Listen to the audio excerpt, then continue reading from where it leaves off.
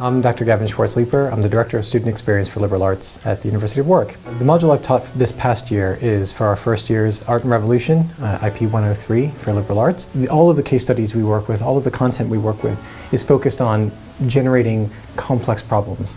So the students are always thinking about the ways in which they can bring their own skills and interests into that messy problem. So even if it is something that appears, at first glance to not be up their alley, there is always an opportunity for them to bring something they're interested in into that conversation. Well, I think one of the great things about this module is that actually the students have reported enjoying the assessments, which I think is a first in my experience. It's something that Katya Jananati and I worked closely to develop, was that we thought we want these assessments to be productive, we want them to be authentic, we want the students to be able to look back at them, and at the feedback of course, and say, if when they're applying for jobs or for graduate school, whatever it is, that these assessments, one, they understood why we set them in the first place, and that wasn't just about testing content knowledge, that was also about seeing the ways in which they can frame problems in a variety of different ways. But also for the students that they should be able to see the real practical skills that they've been developing as a result of that. How do you present information in one format, and how does that change when you transfer that to another format? When you're thinking about audience, who are you speaking to in these assessments, and for what purpose are you, where are you trying to get them? That's been really key, I think, for our assessment strategy. In terms of the assessments themselves, we wanted to make sure that the students had freedom to fail, essentially. We wanted to make sure that this wasn't just one exam right at the end of the year, 100%, the students get really stressed. Instead, we require 6 assessments over the course of the year. It's a 30-CAT module. And no single assessment is worth more than 30%. So even if a student completely fails one, they can actually still do quite well in terms of the overall module. Quite a lot of these are even smaller than that. They're only 10%. So they still matter. The students are still emotionally and invested. They have a reason to be engaging with these as hard as they can.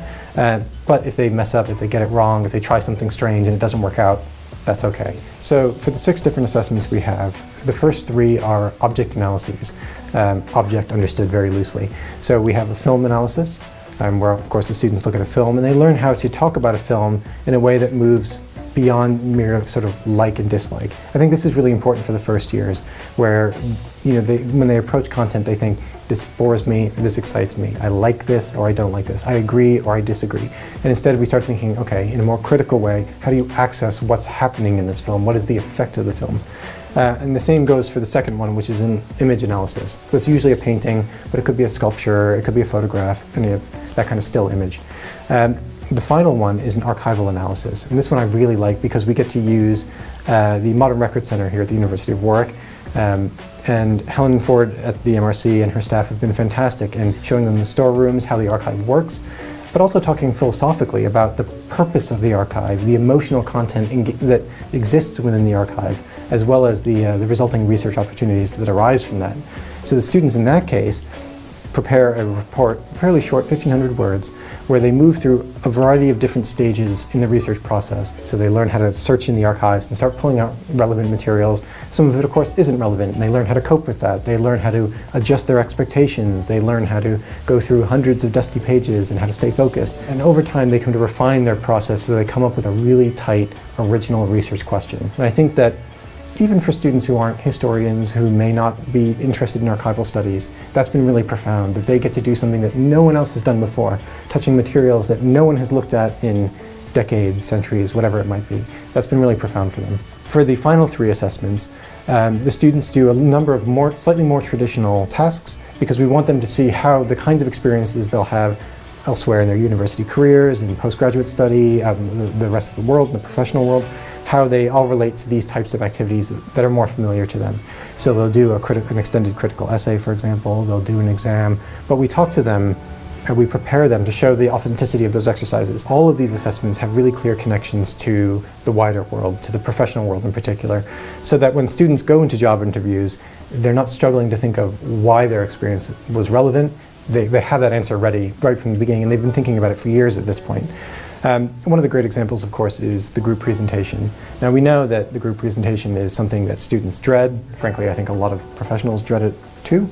It combines all the great fears of sort of speaking in public, surrendering control to other members of a group, people maybe you don't know that well, or that you don't trust enormously. You want to be able to control your own representations. And we force the students to surrender that in these group projects. But what we try to show the students is, one, this is a practical problem. They will confront this later in life, regardless of what they end up doing. But they can practice it in a safe environment.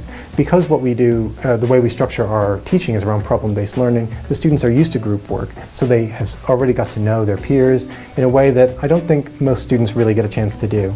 They don't just know them as people they go out and have fun with, but they learn about them, what their goals are intellectually and professionally. They learn about their preferred methods, their expertise, what those individual people can bring as thinkers and as producers to whatever that question is.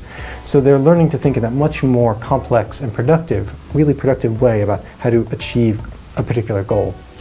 And I think when you combine that with the problem skills, the problem generation skills that they work on, especially in the first year, that's really quite powerful for the students.